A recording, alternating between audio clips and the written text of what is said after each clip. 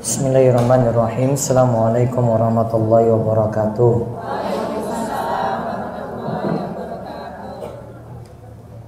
Innal hamdalillah nahmaduhu wa nasta'inuhu wa nastaghfiruh wa na'udzu billahi min shururi anfusina wa min sayyiati a'malina.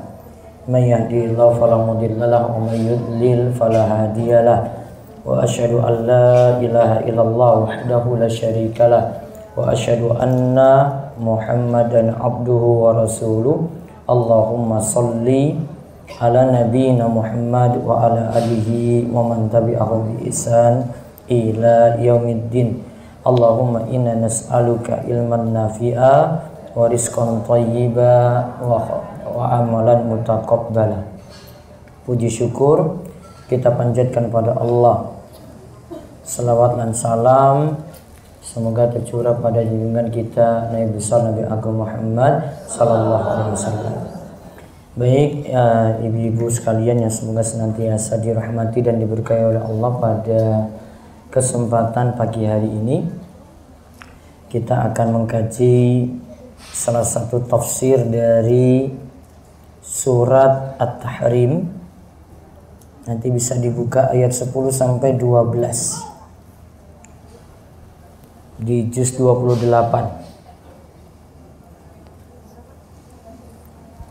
Di sini nanti akan membicarakan tentang istri Nabi Nuh, istri Nabi Lot, terus istrinya Fir'aun, lalu Maryam binti Imran. Berapa orang? 4. Istri Nuh, istri Lot, terus istrinya Fir'aun, lalu Maryam binti Imran. Nanti buletinnya sebentar lagi datang, Bu. Ya, buletinnya ada. Lagi perjalanan.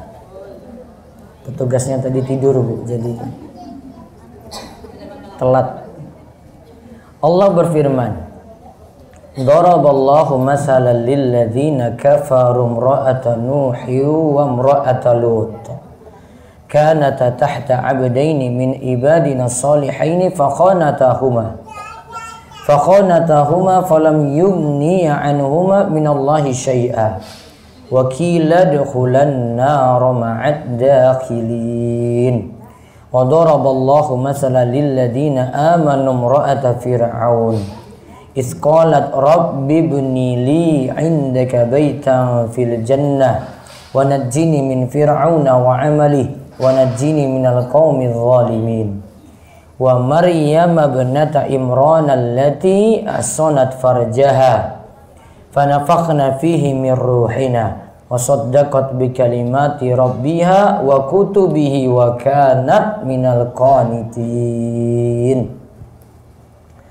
Ayat 10 disebutkan Allah doroba, memberikan permisalan,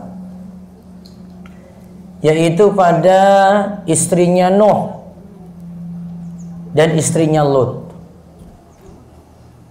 Keduanya ini kanata tahta abdaini min ibadina sholihaini. Keduanya berada pada pengawasan dua laki-laki yang soleh, yaitu Nabi Nuh dan Nabi Lut. Fakhanatahuma, lantas keduanya itu berkhianat.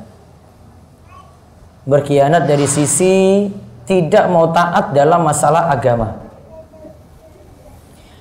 Falam yughniya anhuma minallahi syai'a. Dan maka suaminya itu tiada dapat membantu mereka sedikit pun dari siksa Allah. Wa qila dukhulan nar ma'ad dakhilin. Maka diperintahkan kepada istrinya tadi berdua, masuklah ke dalam neraka bersama orang-orang yang masuk neraka, yaitu bersama kaum Nuh dan kaum Lut. Wa daraballahu masalan lil ladzina amanu, dan Allah memberikan permisalan untuk orang yang beriman. Ada di situ imra'ata Fir'aun, istrinya Fir'aun. Isqalat, ketika itu dia berkata, Rabbi ibnili indaka baitan fil jannah. Wahai Rabbku, bangunkanlah bagiku di sisimu rumah di surga. Wa najini min fir'auna wa amali, dan selamatkanlah aku dari Fir'aun, suaminya sendiri. Wa amali, dan tindakan kejamnya. Wa najini minal qaumiz zalimin, dan selamatkanlah aku dari orang-orang yang zalim. Wa Maryam banata Imran allati asonat farjaha, dan juga Maryam istri dari Imran. Maryam putri dari Imran, jadi putrinya Imran. Ini saya akan jelaskan tentang bapaknya, yaitu Imran. Allati ahsanat farjaha, yang menjaga kemaluannya. Fanafaqna fihi min ruhina, maka kami tiupkan ke dalam rahimnya sebagian dari ruh ciptaan kami. Wa saddaqat bi kalimati rabbiha. Minta saya berdiri. Enggak bisa ya, Bu. Ini enggak bisa berdiri. Nah, dibagi buletinnya saja. Nanti diambil ilmunya, enggak usah lihat saya, Bu. Diambil ilmunya aja, nanti dibagi buletin itu. Nanti mau lihat ada di YouTube, nanti di YouTube. Enggak lihat nanti di YouTube aja. Nanti ada buletin, nanti sambil dibagi.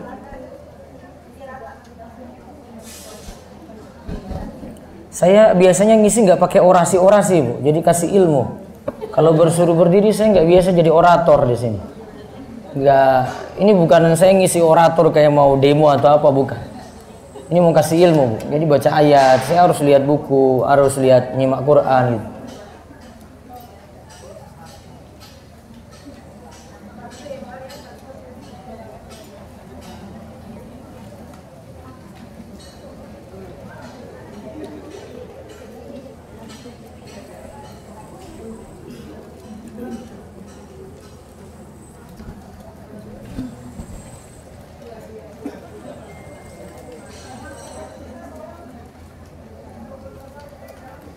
Yang mana yang belum dapat? Nah, sebelah sana.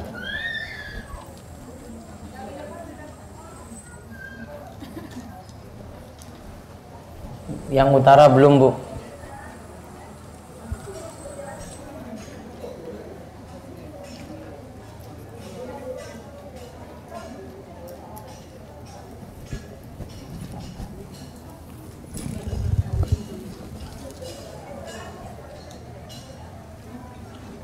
Sudah?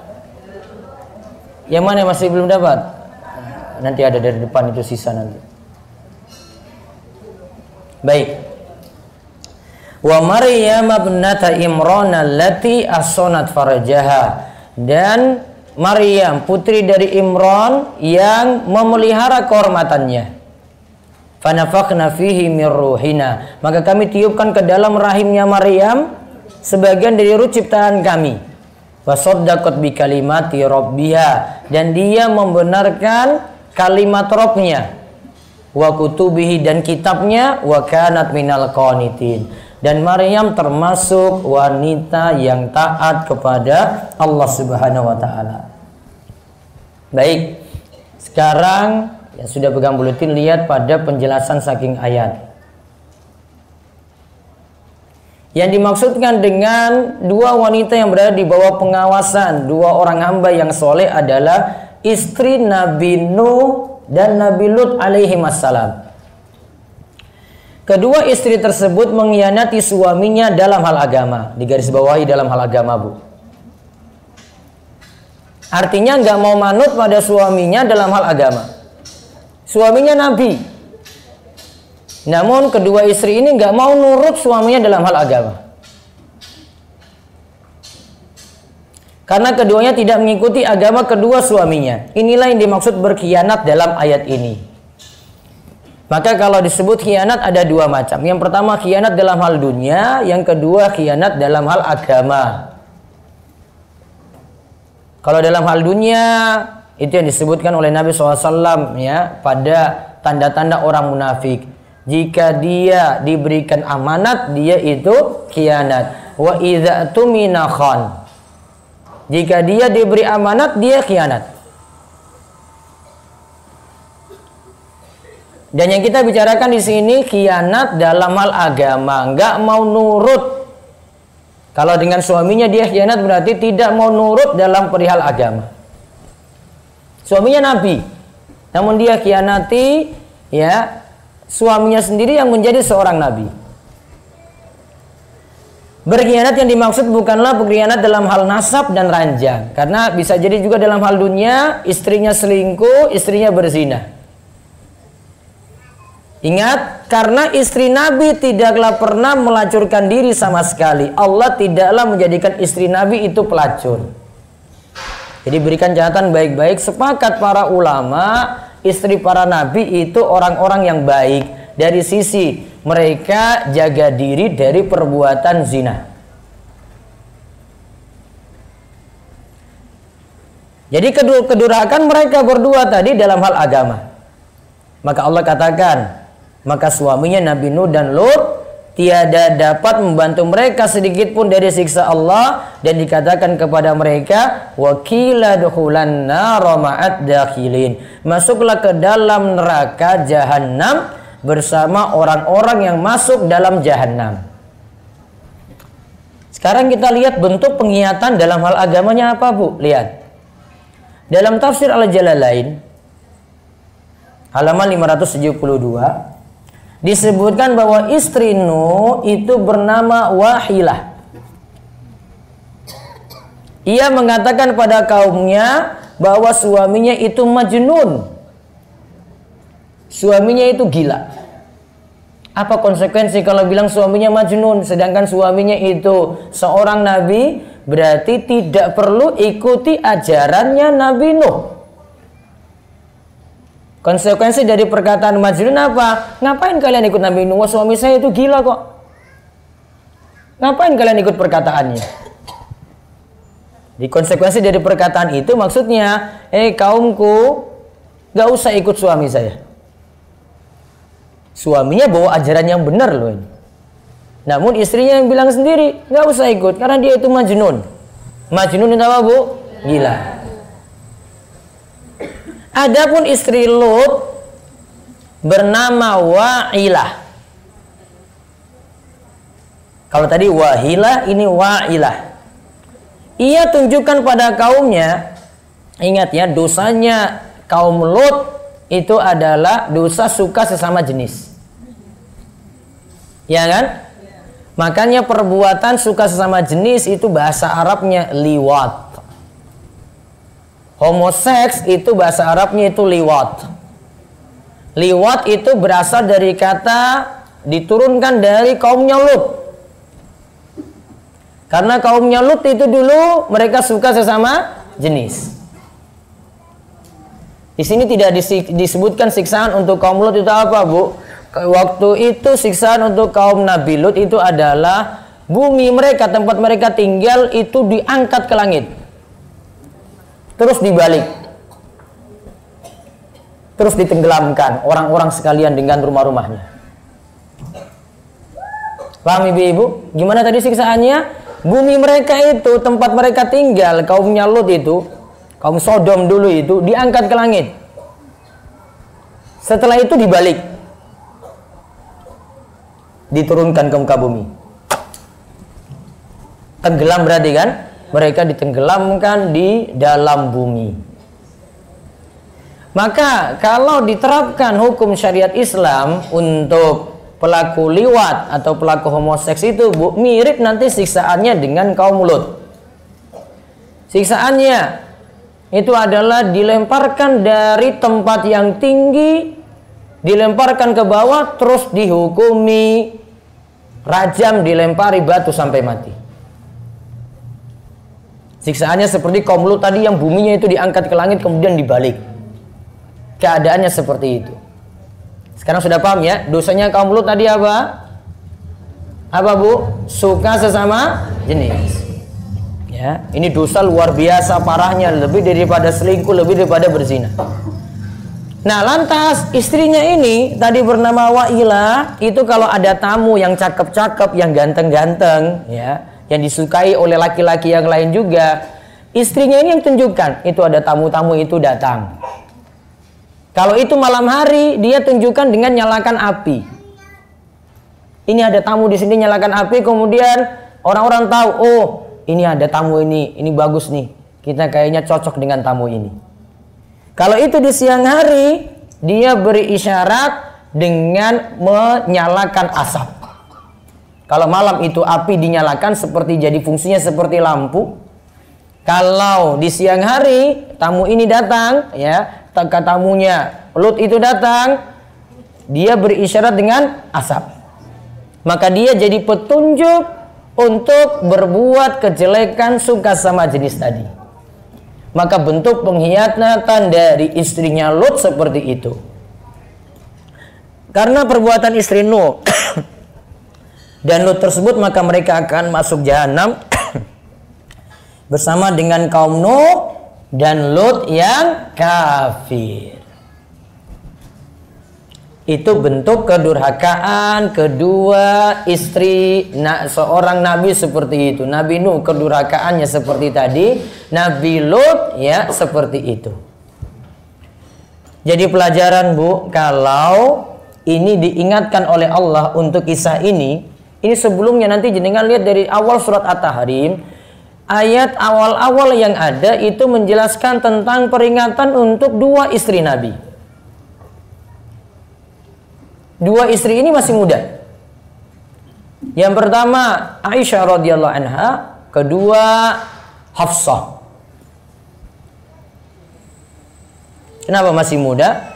Aisyah itu dinikahi Nabi usia 6 tahun, kemudian ketika digauli Nabi usia 9 tahun. Nabi SAW meninggal dunia usia Aisyah baru 18 tahun. Paham Bu? Berapa tahun tadi nikah? 6 tahun. Digauli berapa tahun? 9 tahun. Pokoknya nggak usah banyak protes. Dengar aja. Justru kalau jenengan komentar macam-macam, kok kayak gitu? Wah, sudah masalah itu. Akidah dipertanyakan. Oh, sama Nabi saya komentar. Diam aja. Oh iya. Saya husnuzon sama Nabi. Iya kan? Belajar husnuzon. Ini seorang Nabi ini. Nabi masih tunda tadi masa menggaulinya bukan usia 6 tahun, namun usia 9 tahun ketika Aisyah sudah balik. Ya. Pokoknya imani saya seperti itu. Jenengan imani sudah dapat pahala, protes malah dosa. Paham Ibu-ibu? Ya, kalau ada cerita kayak gini dari Nabi kok jenengan dengar aneh, pokoknya imani saja. Dari Nabi nggak bisa macam-macam, Bu. Nabi cerita lagi yang lainnya lagi, alam nasyrah laka sadrak. Bukankah kami telah membela dadamu? Dadamu itu dibelah oleh Allah. Suatu saat ketika Nabi SAW itu kecil, ketika itu dada beliau itu dibelah oleh Jibril. Dikeluarkan isinya, kemudian dicuci lagi, kemudian dimasukkan lagi dalam perut, kemudian ditutup lagi. Apa sikap ibu? Imani apa adanya, nggak usah banyak protes. Ini perkara-perkara goib yang kita cuma tahu dari berita. Yang tugas kita adalah tasdiq, membenarkan setiap berita dari Nabi Shallallahu Alaihi Wasallam. Hafsah sendiri itu sudah menjanda. Dia menjanda ketika itu usia 18 tahun. Usia berapa tahun? 18 tahun. Bapaknya Umar bin Khattab bingung ketika itu. Hafsah ini, ya Allah, ini janda, siapa lagi yang mau sama dia? Maka tugas bapaknya ketika itu Umar bin Khattab mencarikan jodoh untuk Hafsah.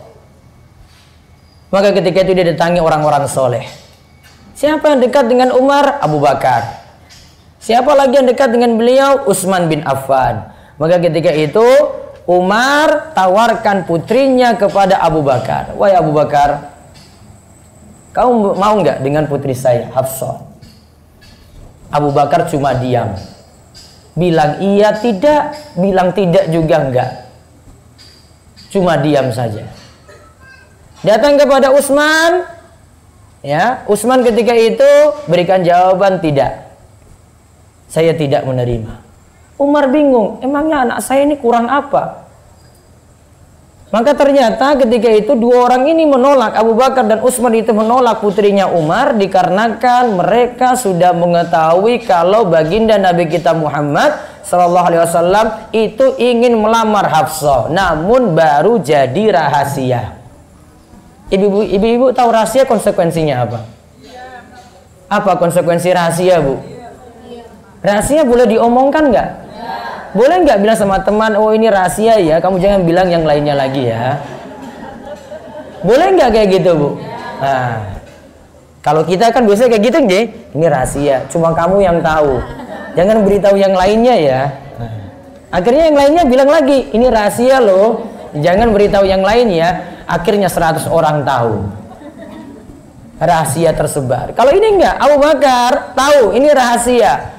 Rahasia Nabi SAW mau maju atau tidak, ini nggak ada yang tahu.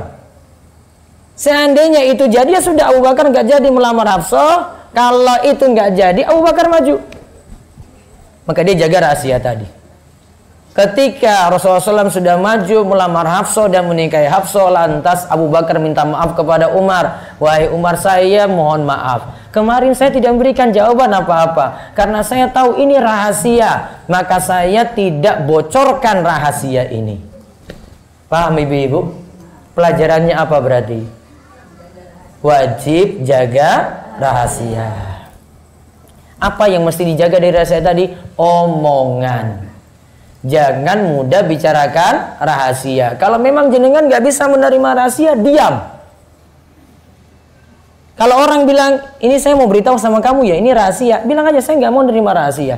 Mau kasih tahu yang benar-benar aja, yang saya bisa beritahu pada orang lain. Kalau itu rahasia, nggak usah diterima. Daripada jenengan nanti amanatnya memegang rahasia tadi itu berat. Nah, balik tadi. Hafsah dan Aisyah punya kesalahan ketika itu. Pokoknya ada masalah dengan Nabi SAW. Kemudian diingatkan di akhir-akhir surat At-Tahrim. Di akhir-akhir surat At-Tahrim. Di situ ada perselisihan, ini masalahnya ada dengan budak Nabi SAW yang bernama Maria. Ada juga dengan istri Nabi SAW yang lainnya, Zainab binti Jahsh. Zainab binti Jahsh. Pokoknya ada dua versi atau beberapa versi tentang cerita tadi. Intinya ada kesalahan dari Aisyah dan Hafsah. Ayat ini, Bu, maksudnya, wahai Aisyah dan Hafsah, coba lihat. Tadi ada dua istri yang berkhianat dalam masalah agama, yaitu istrinya Nabi Nuh dan Nabi Lut. Kalau dua ini berkhianat saja, itu bisa kena hukuman. Nabi Nuh dan Lut tidak bisa berbuat apa-apa, tidak bisa menyelamatkan dia dari neraka, tidak bisa menyelamatkan istrinya dari neraka, maka sama juga dengan istri Nabi yang lainnya. Sama juga dengan istri Nabi Muhammad, sama juga dengan Aisyah dan Hafsah. Buat salah, kalian tidak mau taubat, tunggu waktunya. Diingatkan. Ya, diingatkan dengan keadaan Nabi sebelumnya. Ini sama-sama Nabi Nuh, Nabi Lut punya istri. Istrinya nggak selamat tadi.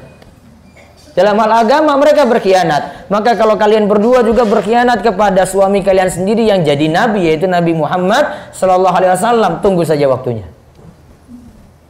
Maka Allah berikan permisalan. Lihat tuh yang sebelumnya itu loh. Ada yang berkhianat. Akibatnya apa tadi berkhianat dalam hal agama? Qila dukhulan nara ma'ad dakhilin. Biarkan mereka berdua itu masuk dalam neraka bersama dengan orang-orang yang masuk juga, yaitu kaumnya Nuh dan kaumnya Lut. Ini tanda beberapa hal di sini tentang permisalan ini. Ini yang saya tidak tulis di sini. Yang pertama, kenapa dimisalkan dengan istrinya Nabi Nuh dan Nabi Lut?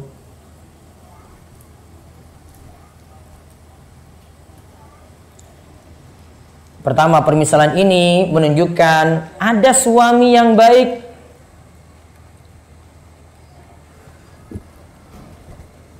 Ia belum tentu, ini belum tentu menunjukkan baiknya istri. Begitu pula sebaliknya. Ada istri yang baik belum tentu menunjukkan baiknya suami. Tadi lihat dua orang nabi, Nabi Nuh, Lut, istrinya gimana? Belum tentu baik. Ada keadaan sebaliknya, Bu. Nanti pada ayat selanjutnya, Fir'aun. Suaminya jelek, rusak bukan main. Sedangkan istrinya, Asia. Nanti ada penyebutan namanya ya, Asia. Ini keadaan sebaliknya. Terus yang kedua, permisalan ini maksudnya kita tidak bisa memberikan hidayah iman kepada siapapun. Yang memberikan hidayah iman hanyalah Allah semata.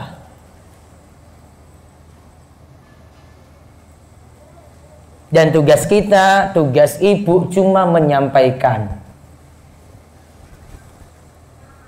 Seandainya suami dalam keadaan salah, jelek, ibu hanya bisa ngomong. Untuk berubah jadi baik, hatinya berubah, dia bertambah imannya, jadi bertakwa pada Allah, urusannya Allah nanti. Tugas kita cuma bisa memberikan penjelasan, semampu kita terus doakan lagi, semampu kita juga, dan hidayah itu nanti yang beri siapa? Allah. Ini contoh nih, keluarga dekat, istrinya tidak bisa diberi hidayah oleh nabinya, suaminya sendiri. Yang ketiga, permisalan ini menunjukkan Nabi tidak mengetahui perkara gaib. Sebelumnya dia bisa jadi tahu istrinya itu baik-baik loh, Bu. Tadi Nabi Nuh dan Lut ya, tahu istrinya baik, setelah itu menyimpang istrinya. Tidak mau nurut pada suami. Tadi Nabi Nuh, istrinya apa tadi? Masalahnya apa tadi istrinya Nabi Nuh? Apa tadi, Bu? Khianatnya apa? Apa tadi khianatnya? Mengatakan suaminya Majnun. Coba istri macam apa bilang suaminya sendiri, coba lihat. Suaminya Nabi lagi. Kedurhakaannya seperti itu. Tadi istrinya Nabi Lut apa? Tunjukkan orang-orang yang ingin melakukan hubungan sesama jenis. Petunjuk kejelekan kalau istrinya. Nabi nggak tahu, Nabi Nuh dan Lut tidak tahu sebelumnya kalau nanti keadaan istrinya seperti ini. Ternyata sudah menikah baru tahu perubahan. Berarti untuk masa datang Nabi Nuh dan Nabi Lut itu tidak mengetahui keadaan istrinya sendiri, alias Nabi tidak mengetahui perkara gaib. Maka kalau kita yakini demikian, berarti Nabi tidak ada juga yang mengetahui kapan kiamat datang, karena perkara gaib. Cuma Nabi SAW beritahu tanda-tandanya gini. Pastinya kapan, tahun berapa, wallahu a'lam. Maka ibu-ibu juga jangan sibuk-sibuk ngurus kapan datangnya kiamat. Apakah benar Ustaz tahun 1500? Ini sisa 60 tahun lagi. Hoax. Kesimpulan nggak benar, kesimpulan tanpa dalil, kesimpulan ngawur. Karena Nabi SAW tidak pernah beritahu. Ayat Al-Quran juga tidak ada. Nggak boleh ada yang nebak-nebak, melebihi Nabi nggak boleh. Kemudian maksud yang keempat adalah contoh ini dimaksudkan untuk Aisyah dan Hafsah. Contoh ini dimaksudkan untuk Aisyah dan Hafsah yang tadi melakukan kesalahan. Kalau istri Nabi salah, maka suruh taubat. Kalau tetap keadaannya seperti itu, tunggu nanti nasibnya seperti istrinya Nuh dan istrinya Lut.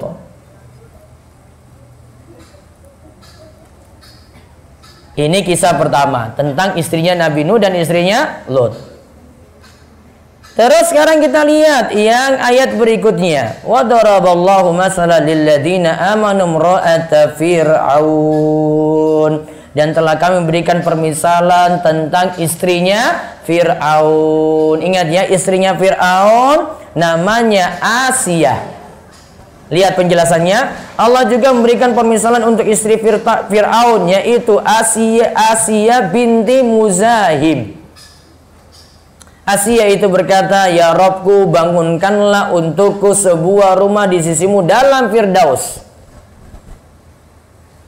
Dan selamatkanlah aku dari Fir'aun dan perbuatannya, dan selamatkanlah aku dari kaum yang zalim." Sekarang kita lihat kisahnya Fir'aun dengan istrinya bagaimana. Dalam tafsir Jalalain disebutkan Fir'aun menyiksa Asia dengan cara, ingat ya, istrinya sendiri disiksa. Dikarenakan istrinya mau mengikuti Nabi Musa, nggak mau mengikuti Fir'aun. Fir'aun kan dengan Nabi Musa kan musuhan.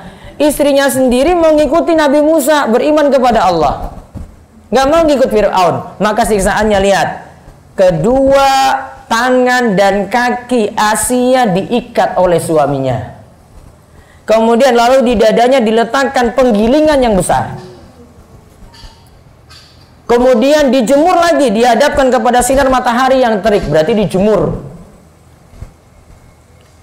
Lalu diceritakan bila mana orang, itu tolong diganti bukan uang, orang yang diperintahkan oleh Fir'aun untuk menjaganya pergi. Jadi kan istrinya tadi ada pengawal yang jaga ini. Dia disiksa seperti itu sampai dia tidak beriman kepada Allah, sampai dia keluar dari agamanya Musa.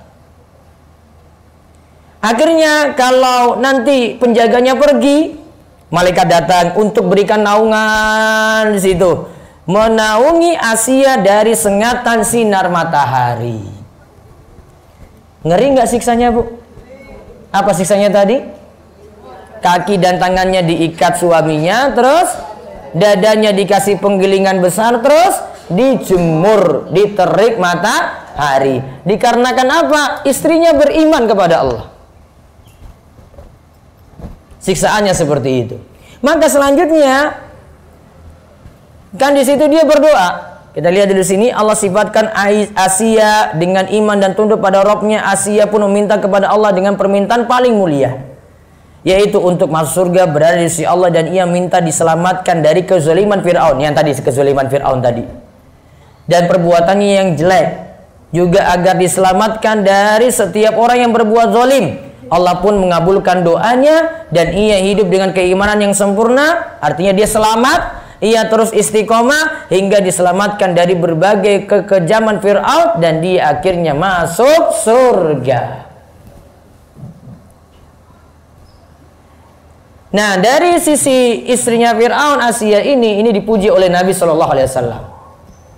Nabi SAW itu tahu kisahnya istrinya Fir'aun. Nabi puji dalam hadis berikut ini. Nabi katakan, kamala minarijali katsirun. Lelaki yang sempurna jumlahnya banyak. Walam yakmul minan nisa'i illa Maryam bintu Imran wa Asia imra'atu Fir'aun wa fadlu Aisyah ala nisa'i ka fadli saridi ala sa'iri ta'ami. Dan tidak ada wanita yang sempurna selain Maryam binti Imran dan Asia istri Fir'aun, dan keutamaan Aisyah dibandingkan wanita lainnya sebagaimana keutamaan as-sarid. As-sarid itu makanan enak di masa Nabi, dibandingkan dengan makanan lainnya. Makanan yang paling disukai as-sarid namanya. Berarti Aisyah dibandingkan dengan yang lainnya, Aisyah utama. Di sini sebutkan 3 orang wanita. Siapa saja? Maryam, terus Asia, terus Aisyah. Dalam hadis Ibnu Abbas radhiyallahu anhu, Rasulullah SAW bersabda, afdalu nisa'i ahlil jannah Khadijah binti Khuwailid wa Fatimah binti Muhammad wa Asia binti Muzahim imra'atu Fir'aun wa Maryam ibnatu Imran. Wanita-wanita yang paling utama sebagai penduduk surga: 1. Khadijah binti Khuwailid, 2. Fatimah binti Muhammad, 3. Asia binti Muzahim istrinya Fir'aun, dan yang keempat Maryam. Berarti ada tambahan di sini, ada disebut Khadijah dan ada disebut Fatimah. Fatimah itu putrinya Nabi Sallallahu Alaihi Wasallam. Anaknya Fatimah siapa, Bu? Hasan dan Husain. Mana yang utama, Hasan apa Husain? Hasan. Hasan disifatkan oleh Nabi SAW itu sayyidnya para pemuda, tokoh pentingnya para pemuda, punya jiwa kepemimpinan. Sayyid itu punya jiwa kepemimpinan. Kalau bahasa kerennya saat ini itu negarawan. si Hasan tadi. Kalau Husain masih kurang utama dibandingkan Hasan. Ya. Nanti kisahnya itu Husain terbunuh di Karbala. Akhirnya diperingati oleh orang-orang Syiah setiap tanggal Asyura, hari Asyura, untuk memperingati kematian Husain tadi yang dibunuh di Karbala. Padahal peringatan mereka peringatan yang tidak benar. Nah sekarang, tadi disebutkan ada istri Nabi SAW Khadijah, ada juga di situ Aisyah, ada di situ Maryam binti Imran, ada di situ siapa lagi Bu? Asia binti Muzaim, ada di situ putri Nabi SAW Fatimah. Itu tentang istrinya Fir'aun. Berarti keadaannya sekarang berbeda Ji. Kalau tadi suaminya itu soleh, yang pertama tadi ya Nuh dan Lut, sedangkan istrinya itu menyimpang dalam masalah agama. Kalau yang kedua ini suaminya itu rusak, kurang ajarnya luar biasa, ngaku sebagai Tuhan. Kalau istrinya solehnya luar biasa. Berarti ini keadaan yang kedua. Ada keadaan yang suaminya rusak, sedangkan istrinya itu taat pada Allah. Nah sekarang kita lihat contoh lagi wanita yang lainnya, Maryam putri Imran. Selanjutnya dikatakan tentang Maryam putri Imran. Berarti bapaknya siapa Bu? Imran. Sekarang kita bahas keluarga Imran terlebih dahulu. Ibu tahu surat Ali Imran Ji? Ali Imran itu membicarakan tentang keluarga Imran, keluarga besarnya Imran. Keluarga Imran itu adalah keluarga mulia dalam kurun sejarah, sering dipuji dalam Al-Quran. Imran itu dinisbatkan kepada seorang yang namanya Imran bin Madsan. Keturunannya sampai ke atas itu ditarik ke atas garis nasabnya itu sampai Nabi Sulaiman, di atas Nabi Sulaiman Nabi Daud alaihissalam. Berarti keturunan dari Nabi Daud. Ya, dari Imran tadi ditarik ke atas dari Nabi siapa? Sulaiman. Di atas Nabi Sulaiman bapaknya siapa? Nabi Daud alaihissalam.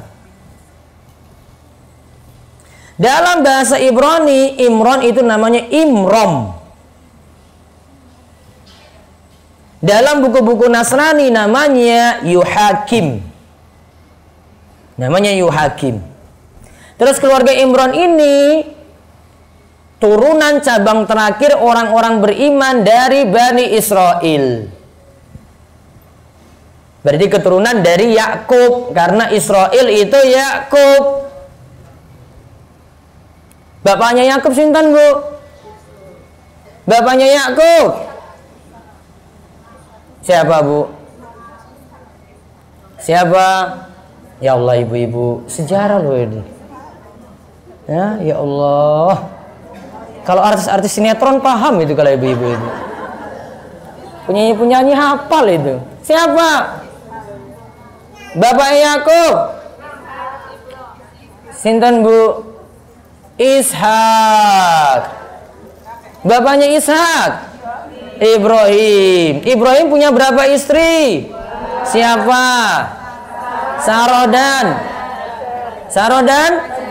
Hajar. Sarah anaknya siapa? Ishak tadi. Hajar anaknya Ismail. Nah, Ismail itu yang ada syariat kurban. Dari Ishak turun Yakub. Yakub itu nama lainnya Israel. Keturunan Yakub namanya Bani Israel. Yakub istrinya 4. Siapa? Gak mau hafal? Istrinya 4. Total dari 4 ini anaknya jadi 12. Ada di situ Yusuf dan Benyamin.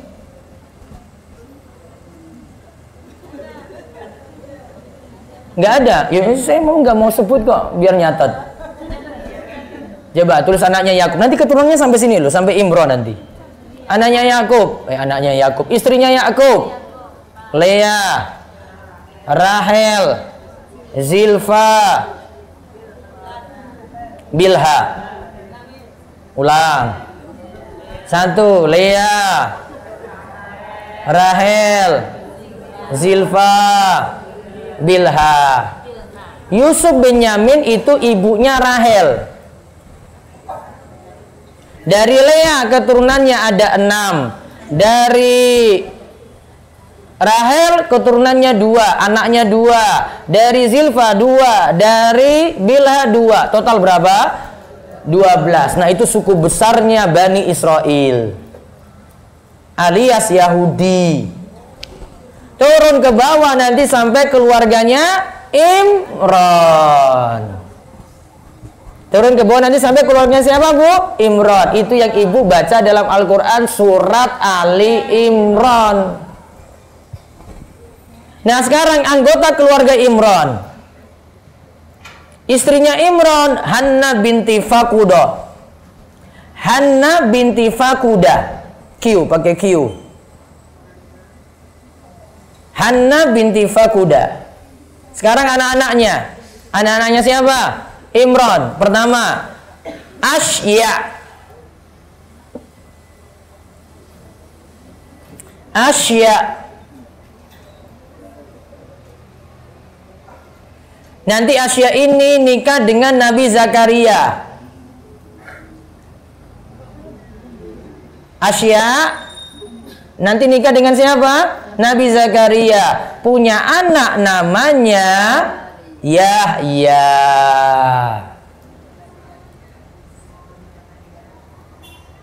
Paham, Bu? Yahya dari siapa? Bapaknya siapa? Zakaria. Istrinya siapa? Asya tadi. Asya itu putrinya Imran. Terus anak yang kedua Maryam. Ibunya siapa? Isa. Maryam ibunya Isa yang kita bahas. Maryam itu wanita ahli ibadah, dia benar-benar suci. Wanita ini adalah wanita yang terbaik dan sempurna. Namun sayangnya orang-orang Yahudi itu menuduhnya berzina. Padahal Maryam sendiri, Bu, kenal laki-laki saja enggak. Jangankan ini ya, mau jalan dengan laki-laki ya, kenal saja jarang dia kenal itu. Apalagi mau jalan berdua, apalagi mau tuduh dia itu sampai berzina, wah nggak mungkin. Apalagi kalau orang tahu keluarga Maryam ini siapa, Imran. Tahu keluarganya lagi, paling orang nggak akan mungkin menuduh seperti ini. Namun orang-orang Yahudi menuduh Maryam itu berzina, makanya sampai hamil. Ternyata ya kandungannya tadi menghamili siapa? Anaknya siapa? Isa. Allah yang tiupkan ruh langsung di situ. Ya, tanpa memiliki suami. Ya, tanpa memiliki suami, Allah dengan ketentuannya ya takdirkan Maryam punya putra.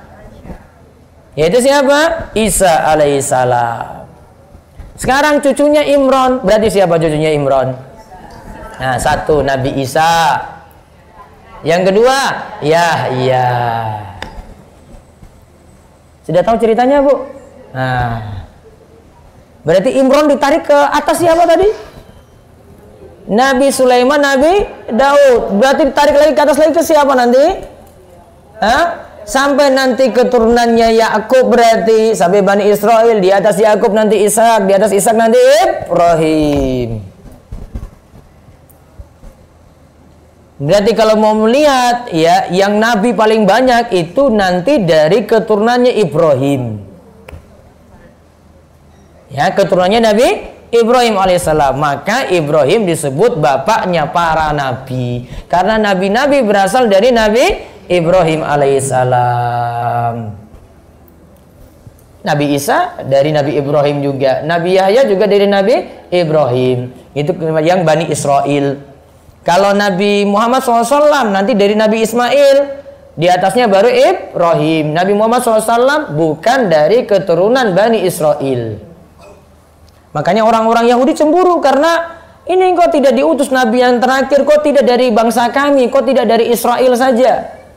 Kok diambil dari keturunannya Ismail? Nah, kecemburuan mereka di situ, makanya mereka tidak mau menerima syariat Nabi kita Muhammad sallallahu alaihi wasallam. Sama juga dengan ya Nabi, dengan pengikutnya Nasrani sama. Juga nggak mau mengikuti Nabi Muhammad. Kenapa? Oh, karena bukan dari Bani Israel. Itu dari Ismail, keturunan Ismail. Maka nggak mau menerima juga. Namun semuanya sepakat. Baik Bani Israel, Yahudi, Nasrani, ya, umatnya Muhammad juga semuanya sepakat. Setuju dengan satu Nabi, yaitu Nabi Ibrahim alaihissalam. Maka kalau Nabi SAW itu berdakwah selalu bawa nama Nabi Ibrahim, nenek moyangnya mereka semua. Karena semua sepakat dengan Nabi Ibrahim. Yang mereka tidak sepakati kalau kalau orang-orang Yahudi tidak sepakat pada Nabi Isa, tidak sepakat pada Nabi Muhammad. Kalau Nasrani tidak sepakat pada ya Nabi Muhammad alaihissalam.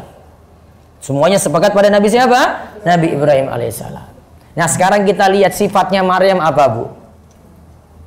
Maryam tadi ya disebutkan dalam ayat As-sonat farjaha fanafakhna fihi min ruhina wa saddaqat bi kalimati rabbiha wa kutubihi wa kanat minal qanitin. Sekarang saya sebutkan di sini sifat Maryam. Lihat dulu penjelasannya. Selanjutnya dikatakan mengenai Maryam putri Imran. Ia adalah wanita terhormat yang menjaga dirinya dari zina. Karena kesempurnaan agama dan penjagaan dirinya atau sifat iffah yang dia miliki. Karenanya Allah katakan maka kami tiupkan ke dalam rahimnya sebagian dari ruh ciptaan kami. Maryam disifati dengan beberapa sifat. Tadi satu sudah disebutkan. Satu, jaga diri dari zina. Jaga kehormatannya dari zina. Yang kedua, ini yang disebutkan di sini, Maryam disifati dia membenarkan kalimat Rabbnya dan kitab-kitabnya. Berarti sifat yang kedua, Maryam itu punya ilmu dan paham kitab sucinya. Kitab sucinya apa kalau gitu bu? Kan Nabi Isa belum ada. Apa kitab sucinya? Ikut Taurat. Injil datang itu untuk menyempurnakan Taurat. Ya, Injil datang untuk menyempurnakan Taurat. Nabi Muhammad SAW diutus lagi bawa Al-Quran untuk menyempurnakan Injil dan Taurat. Semuanya dihapus dengan datangnya Al-Quran. Jadi sifat yang kedua, Maryam punya ilmu dan paham kitab sucinya. Maka ditunjukkan di sini Maryam memiliki ilmu dan ma'rifah karena membenarkan kalimat Rabbnya, menunjukkan Maryam membenarkan semua ajaran din dan membenarkan setiap takdir Allah. Berarti sifat yang ketiga, Maryam itu percaya pada takdir Allah.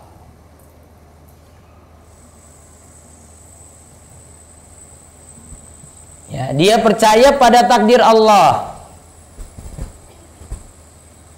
Sedangkan mengenal kitab-kitabnya berarti ia mengenal kitabnya. Ini semua dapati dengan berilmu dan beramal. Nah, lalu sifat yang terakhir yang kelima, wa kanat minal qanitin. Oleh karena itu Maryam disebut termasuk orang-orang yang taat, yaitu al-qanitin. Berarti sifat yang kelima, Maryam itu qanit.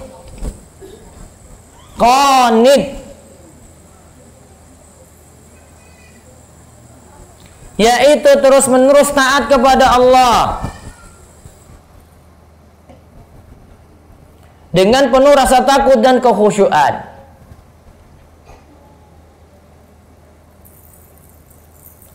Dan para ulama sebutkan Maryam itu punya sifat siddiqiyah. Nah, itu ada situ saya sebutkan dalam buletin. Siddiqiyah yaitu wanita yang sempurna dalam ilmu dan amal. Yang ini yang sudah kita simpulkan dalam 5 sifat tadi. Coba diulang 5 sifat tadi, Bu. 1, Maryam menjaga dirinya dari zina. 2, punya ilmu dan paham kitab sucinya. 3, percaya pada takdir Allah. 4, qanitin. Apa qanitin? Terus menerus taat kepada Allah. Kesimpulannya juga ada disebut dengan sifat siddiqiyah. Siddiqiyah itu artinya apa? Maryam punya ilmu dan amal yang sempurna. Berarti apa yang ibu bisa contoh dari Maryam? Satu tadi apa? Jaga diri dari zina. Pergaulan dengan lawan jenis diatur, nggak bebas. Ada aturan-aturannya, Bu. Karena awalnya itu zina itu terjadi adanya muqaddimah terlebih dahulu. Pembukaan dulu, Bu. Nggak mungkin langsung tiba-tiba itu ada gitu, nggak mungkin. Ya atau tidak, Bu? Ada dulu sesuatu sebelumnya. Entah itu nanti ya cinlok, entah itu ya teman lama, entah itu ya teman ketemu di reunian, ya macam-macam. Entah itu cinta lama bersemi kembali. Bisa. Wong ada yang sampai cerai dengan suaminya gara-gara CLBK lagi kok. Ketemu mantannya pas reunian. Coba lihat apa yang terjadi. CLBK zina. Sudah, setelah itu bubar. Cinta lama bubarkan keluarga. Paham ibu-ibu? Berarti caranya gimana biar tidak CLBK lagi, Bu? Wah, hapus itu, remove semuanya itu nama-nama yang dulu-dulu itu. Ini mantan saya nomor 1, mantan nomor 2, mantan nomor 3, nomor 4, nomor 5. Ya, remove semuanya. Kalau masih hubungan, blok. Terus sifat yang kedua apa, Bu? Punya ilmu. Ilmu dapat dari mana? Ngaji. Ilmu itu nggak datang seperti ilmu laduni, tiba-tiba aja mimpi langsung dapat ilmu gitu, bisa sholat. Oh, nggak bisa, Bu. Ngaji. Thalabul ilmi. Paham kitab suci tadi? Maryam paham kitab suci. Ibu punya kitab suci apa sekarang? Al-Quran. Al-Quran dikaji. Itu tadi jenengan baru kaji 3 ayat saking Quran. Surat At-Tahrim.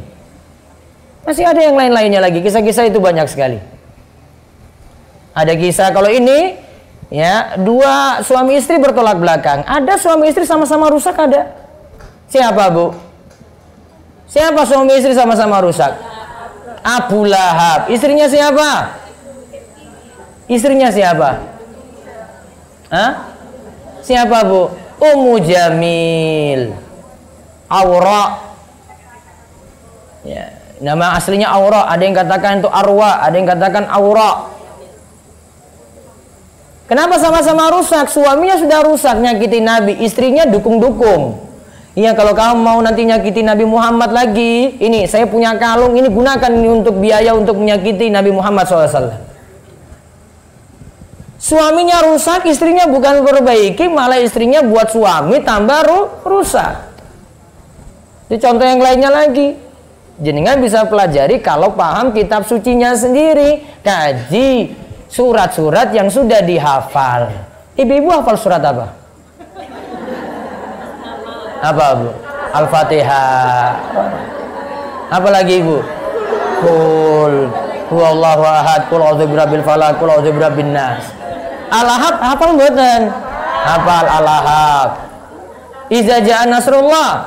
Hafal, yes, ditambah lagi. Al-Kautsar. Oh, hafal. Wah, itu saya gantian dengan 3 qul tadi kok. Al-Asr. Hafal. Ya sudah, surat itu yang ibu hafal itu ibu kaji itu. Ya. Al-Kafirun. Al-Kafirun sampai lakum dinukum waliyadin kan? Enggak muter-muter di itu kan, enggak kan?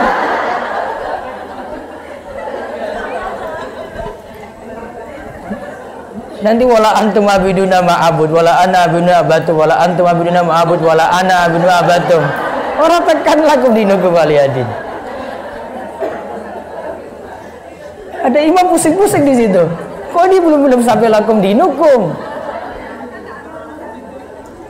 Baru al-kafirun. Ya, itu perlu dikaji lagi, Bu. Itu ada pelajarannya sendiri. Ya, jadi paham kitab suci. Yang ketiga tadi apa sifatnya? Percaya pada takdir. Takdir Allah diimani. Allah tetapkan takdir pada kita. Ada ketentuan yang kita rasakan baik, ada ketentuan yang kita rasakan jelek, ada. Ada yang ibu dapati ini senang, alhamdulillah. Ada yang jadi musibah, bencana, ada. Ada yang kita sudah diberi nikmat, terus tiba-tiba Allah ganti itu jadi musibah. Ya, tiba-tiba itu diganti jadi musibah, ada. Nikmat berubah jadi musibah, ada. Dan ada yang nikmat tadi pelan-pelan itu terhapus secara perlahan, ada yang dadaan, ada langsung hilang. Makanya di antara doa Nabi SAW senantiasa beliau baca, Allahumma inni a'udzubika min zawali ni'matik wa tahawuli afiatik wa fujaati niqmatik wa jami'i sakhatik. Sudah pernah dengar doa ini apa belum? Belum. Saya pernah ngulang di sini kan? Ditulis doanya biar nikmatnya nggak hilang tiba-tiba, Bu. Doa agar nikmat tidak hilang tiba-tiba.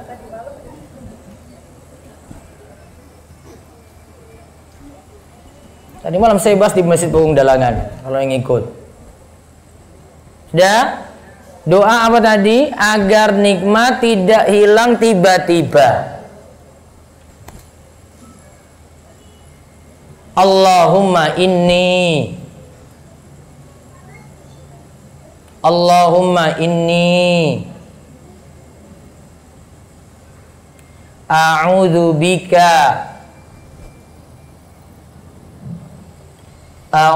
bika min zawali ni'matik, min zawali ni'matik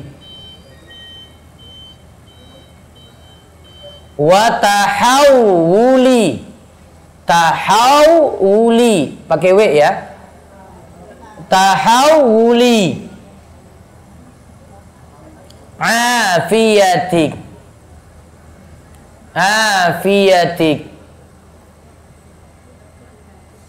wa tahawuli afiatik wa fujaati niqmatik. Niqa berarti pakai Q. Niqmatik wa fujaati niqmatik wa jami'i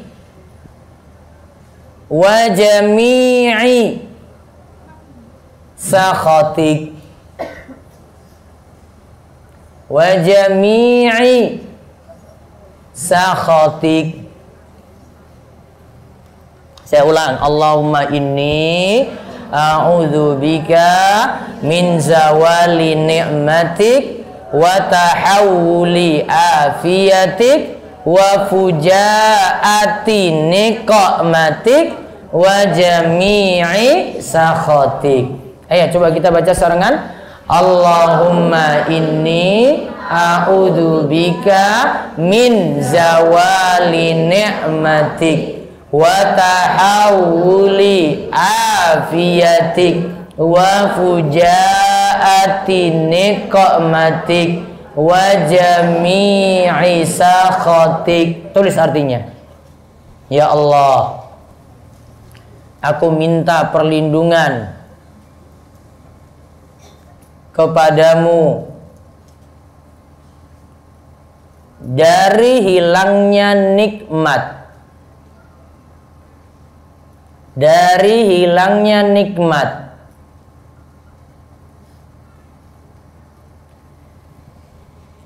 dan dari berubahnya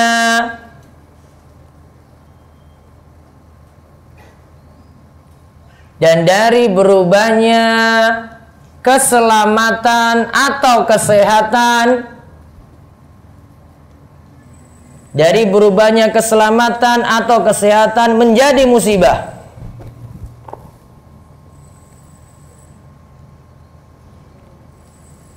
dan dari musibah yang datang tiba-tiba,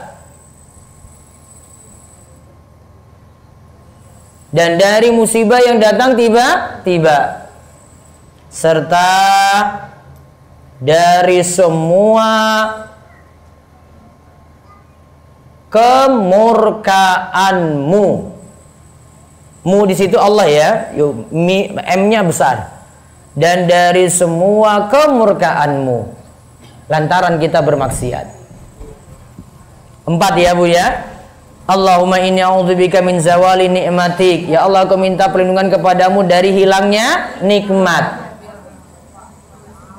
Terus wa tahawuli afiatik, dari berubahnya keselamatan atau kesehatan menjadi musibah. Dia sekarang ini dalam keadaan tenang, berubah ada musibah langsung. Atau dalam keadaan sehat, berubah langsung jadi sakit. Berarti itu juga doa untuk minta sehat. Terus yang ketiga tadi, dari musibah yang datang tiba-tiba. Apa contohnya Bu? Kecelakaan, apalagi bencana alam, gempa gitu. Kan tiba-tiba, nggak ada sebab. Tiba-tiba datang, angin ribut, angin kencang, tiba-tiba datang. Biar Ibu nggak banyak khawatir, doa ini tadi untuk melindungi. Terus yang terakhir, wajami isakotik, dan dari semua kemurkaanmu. Sudah? Itu diamalkan. Biar nikmat itu tidak hilang tiba-tiba, musibah tidak datang dadaan. Ya. Kalau nikmat itu berangsur hilang pelan-pelan, ini masih mending daripada nikmat tiba-tiba langsung hilang gitu. Itu lebih parah ya, karena orang bisa seperti ini kalau dia kedurhakaannya luar biasa ya. Firaun itu kenapa siksaannya berat, ditenggelamkan di Laut Merah? Kenapa Bu Firaun itu? Wah, kedurhakaannya luar biasa, sudah memuncak sekali. Makin durhaka siksaannya makin berat nanti di dunia. Hukumannya disegerakan, ada yang lebih berat lagi. Nah, kesimpulan dari kisah tadi, berarti kalau kita simpulkan keadaan suami istri, ya kaitannya tadi dengan Nabi Nuh, Nabi Lut tadi tentang istrinya, terus Fir'aun dan istrinya. Berarti kesimpulannya ada keadaan suami yang baik, istrinya juga baik. Ya kan? Ada. Contohnya siapa? Istrinya Nabi Muhammad dengan suaminya. Terus ada yang keadaan istri dengan suami berbeda. Suaminya rusak, istrinya baik, atau istrinya rusak, suaminya baik. Keadaan yang kedua. Keadaan yang ketiga apa Bu? Sama-sama rusak. Tadi contohnya siapa? Abu Lahab dan istrinya Ummu Jamil. Ibu pingin yang mana? Pingin contoh yang mana Bu? Contoh yang pertama. Terus kalau seandainya ibu berada dalam kondisi kedua, terus bagaimana kalau gitu Bu?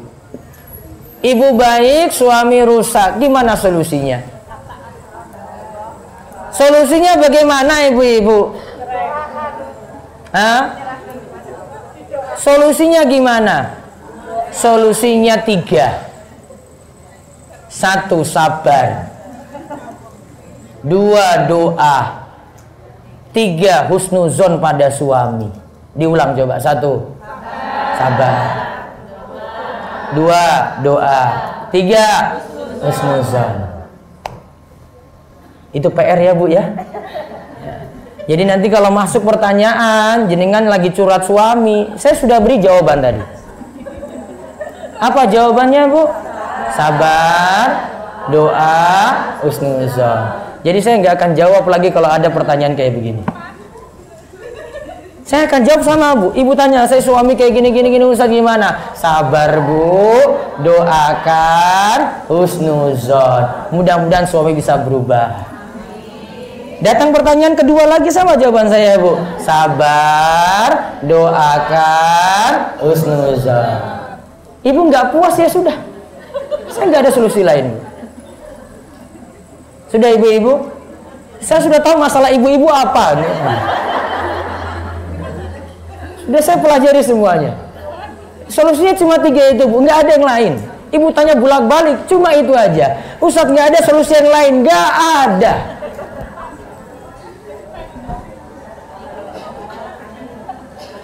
Sudah Bu? Sambung?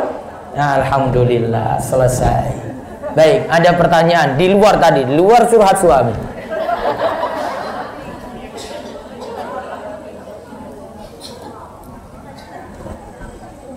Ji. Ada yang nanya langsung ah. Langsung mohon Bu. Ji.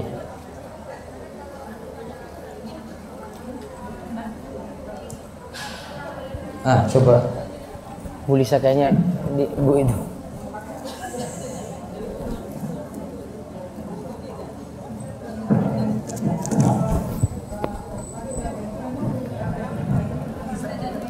Apa?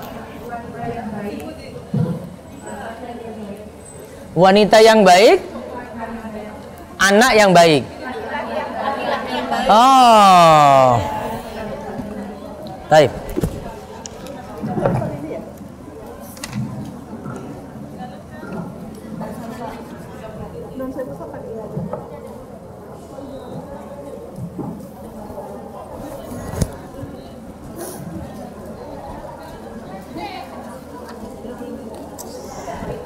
Bagaimana dengan laki-laki yang baik untuk perempuan yang baik? Seperti disebutkan dalam surat An-Nur, wat-thayyibatu lit-thayyibina wat-thayyibuna lit-thayyibat. Perempuan yang baik untuk laki-laki yang baik dan laki-laki yang baik untuk perempuan yang baik. Kok dalam kisah tadi Nabi Nuh dan Nabi Lut kok istrinya kayak gitu? Terus yang Fir'aun dengan Asia kok bisa terjadi seperti itu? Apa maksudnya ayat ini? Gini, jadi Nabi Nuh dan Nabi Lut itu awalnya, ini diterangkan oleh para ulama, sebenarnya dapati istrinya secara lahiriah itu baik. Awal saat menikah dapati istrinya itu dalam keadaan baik. Ketika sudah berjalannya waktu, rumah tangga itu berjalan, baru ketahuan melenceng dari agama tadi. Maka bisa jadi Asia dengan Fir'aun juga seperti itu. Dan bisa jadi keadaan ibu-ibu juga seperti itu. Ya, betul atau betul, Bu? Nah, awalnya tahu, oh ini lahiriahnya baik. Ya karena ibu cuma nilai lahiriah. Ibu tidak nilai batin. Ibu nggak tahu juga perkara goib nanti terjadi seperti apa untuk pasangan saya. Iya kan? Ketika sudah berjalan akhirnya berubah. Bisa jadi macam-macam faktor, Bu. Memang dari sananya seperti itu. Atau bisa jadi karena masalah lingkungan, pengaruh teman-teman yang jelek. Lingkungan yang jelek mempengaruhi pasangan kita. Sehingga itu yang membuat seorang itu berubah di situ. Nah, itu diantara alasannya. Di samping itu alasannya untuk memberi contoh. Ada keadaan suami yang baik, ada istri yang jelek, maka diberi contoh seperti tadi supaya jadi contoh untuk generasi-generasi berikutnya. Itu juga diantara alasan lainnya. Wallahu a'lam. Baik, saya jawab lewat kertas. Bagaimana jika kita berkurban di atas namakan anak kita yang belum balik? Syarat berkurban itu ada 3. 1. Muslim. 2. Balik. 3. Berkecukupan. Ngoni. Ulang, Bu. 1 pertama apa? Muslim. Yang kedua balik. Yang ketiga berkecukupan. Anak berarti tidak dikenakan kurban. Dan saya kurang setuju kalau ibu gilirkan nama terus nanti waktunya nanti digilirkan anaknya. Tidak perlu. Cukup kepala keluarga, bapaknya saja, istri dapat masuk pahala di dalamnya, anak-anak juga masuk. Itu kurban, Bu. Setiap kurban kayak gitu. Oh, Ustaz, kalau setiap anggota keluarga. Jadi setiap anggota keluarga. Kelebihan kan sudah cukup ya. Semuanya punya uang sendiri-sendiri enggak? Dari ayahnya. Dari bapaknya, tetap kasih nama bapaknya. Atau sapi gitu bapaknya nggak apa-apa ya, Ustaz. Masalahnya gini, Bu. Tahu rentetan masalah berikutnya? Gini. Ketika masuk awal Dzulhijjah disyariatkan tidak boleh potong rambut, tidak boleh potong kuku. Padahal itu cuma berlaku bagi yang berkurban. Bagian namanya saubulnya ya. Kalau itu uangnya dari suami, cuma tugas suami saja yang tidak boleh potong rambut, potong kuku. Istri enggak. Paham ibu? Nggak apa-apa, namun afdolnya pakai nama suami saja, suami yang punya uang.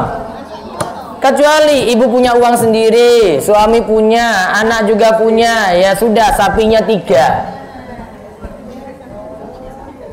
gitu, atau 3/7, masing-masing urunannya dari tiap orang. Suaminya punya urunan sendiri, istrinya juga punya, anak juga punya, jadi 3/7 bisa gitu ya Bu ya. Sudah. Bila dulu orang tua belum paham akikah, apakah seorang anak sekarang anak wajib menunaikan akikah? Kalau anak sudah balik, anak tidak perlu mengakikoi dirinya sendiri. Ibu-ibu sudah balik apa belum? Nah, sudah. Perlu nggak akikoi diri sendiri? Tidak perlu. Hadisnya lemah. Ya, hadisnya lemah. Itu urusan orang tua sebelumnya. Ya. Dan saya yakin di antara ibu-ibu dulunya belum akikoh. Ibu nggak usah pusing mikir itu. Ustadz, saya belum akikoh diri sendiri, ya, alias orang tua saya belum akikohi saya boleh berkurban nggak? Boleh. Pertama, kurban itu dengan akikoh itu tidak ada kaitannya. Syarat kurban tadi cuma 3. Muslim, balik, apa tadi, mampu, berkecukupan. Tidak disyaratkan situ harus sudah akikoh dulu. 3 syarat ini yang para ulama sebutkan. 3 syarat ini sudah terpenuhi, maka nanti diperintahkan untuk berkurban. Apa masih ada kewajiban saya kepada suami setelah saya 5 tahun ditalak, digantung? Berarti belum diurus, Bu. Ya, bisa ibu tempuh cara satu, suami yang nanti ngurus talak di pengadilan, atau yang kedua, ibu hulu, gugat cerai. Hah? Enggak. Jadi, kalau di pengadilan agama itu ada istilahnya hulu. Hulu itu gugat. Bagaimana jika kita berkurban di atas namakan anak kita yang berbalik tadi sudah?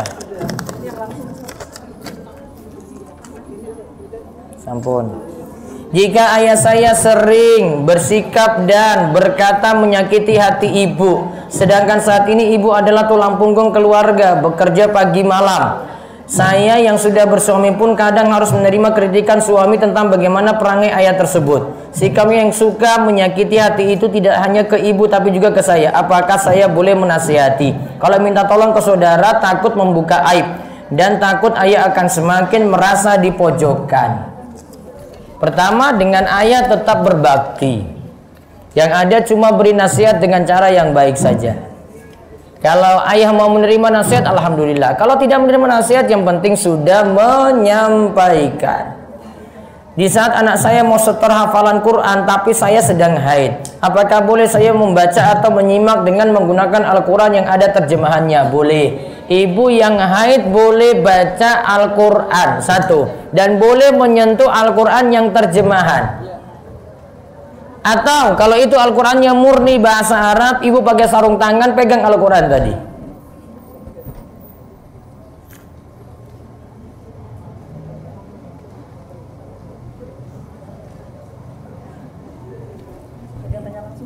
Iya, tanya langsung monggo.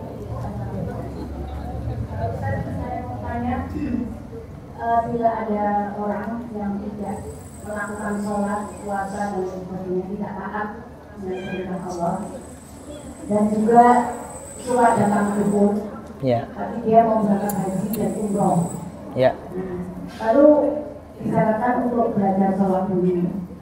Belum mau, yang penting hatinya baik. Allah maha tahu kalau saya hatinya baik. Jadi hukumnya bagaimana itu? Nggak sholat, nggak puasa, maka berarti dia haji juga. Terima kasih. Tes. Mengatakan hatinya baik, orang terlalu percaya diri. Iya kan? Alias sombong. Nabi saja tidak mau mengatakan dirinya itu sendiri seperti itu. Ya, tidak boleh mentazkiyah, merekomendasikan diri sendiri. Saya sudah baik kok.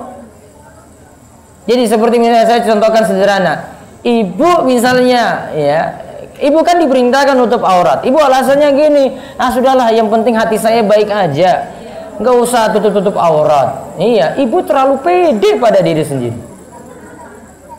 Wong yang pakai nutup aurat saja, istri-istri Nabi saja itu masih salah tadi kan? Aisyah, Hafsah masih salah coba, apalagi yang lainnya. Ini yang didik langsung gurunya Nabi, itu saya masih salah. Maka pernyataan seperti itu terlalu pede. Ya, kata kasarnya sombong, nggak boleh. Orang yang sombong sulit masuk surga. Dia tunaikan ibadah haji, terpenuhi rukun syarat-syaratnya, sunnah-sunnahnya terpenuhi, sah hajinya. Ya, sah seperti itu. Oh, sholat ketika di Mekah Madinah saja, balik karena air tidak lagi, karena sudah lulus jadi Pak Haji. Dulunya nggak pernah sholat, cuma cari strata sosial sepertinya. Sia-sia amalnya, Bu. Sampai tobat. Tobatnya gimana? Sholat. Tinggalkan maksiat, tinggalkan kedukun, tinggalkan yang klinik-klinik ilmu hitam gitu. Harus tobat dari itu. Baru boleh naik haji. Biar hajinya diterima. Sampun Ji? Cukup? Ini yang bisa kami bahas untuk kesempatan pagi hari ini. Mugi-mugi manfaat dan Allah terus menambahkan kita ilmu lan amal, dan kita senantiasa diberikan keistiqomahan. Demikian yang kami sampaikan. Wabillahi taufiq wal hidayah wa ridha wal inayah. Wassalamualaikum warahmatullahi wabarakatuh.